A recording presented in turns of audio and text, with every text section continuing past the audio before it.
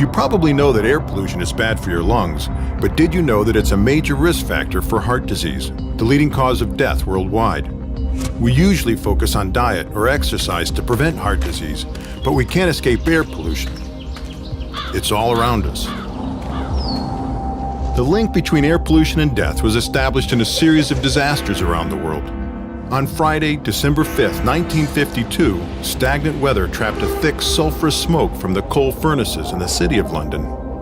Children and elders died at a particularly alarming rate. All told, 12,000 people died, half as many that died from aerial bombings in London during World War II. Air pollution has declined since then, but it still accounts for about 8% of all deaths in London. Air pollution isn't made up of one thing, it's a cocktail of toxic gases and particles. These minuscule particles are comprised of a complex mixture of carcinogens, sulfates, nitrates, elemental carbon, and toxic metals like lead and arsenic. It's hard to imagine the size of these particles. It helps to compare it with the width of a human hair or a grain of sand. The size of a particle has a big impact on its toxicity. Small particles, like those smaller than 2.5 microns, penetrate deep into the lungs and set off a cascade of systemic inflammation. Each of these particles is invisible, but collectively they create a dense, visible smog that is deadly. About 15% of all deaths in the world are from ischemic heart disease. That's when your heart literally suffocates. Let's look at how the different levels of PM2.5, measured as micrograms of particles per cubic meter, are linked with heart disease in 3 cities. In Vancouver, which has an average PM2.5 concentration of 7, 2 out of 100 deaths from heart disease are linked with airborne particles. In London, which has a concentration of 29, it's 16 out of 100. And in Beijing, which has a concentration of 56, 24 out of 100. Let's look at more cities around the world.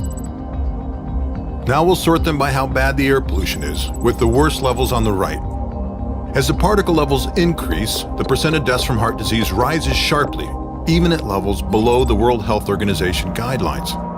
Surprisingly, the greatest increase is at the lowest levels of exposure. There is no evidence of a threshold or safe level of particles.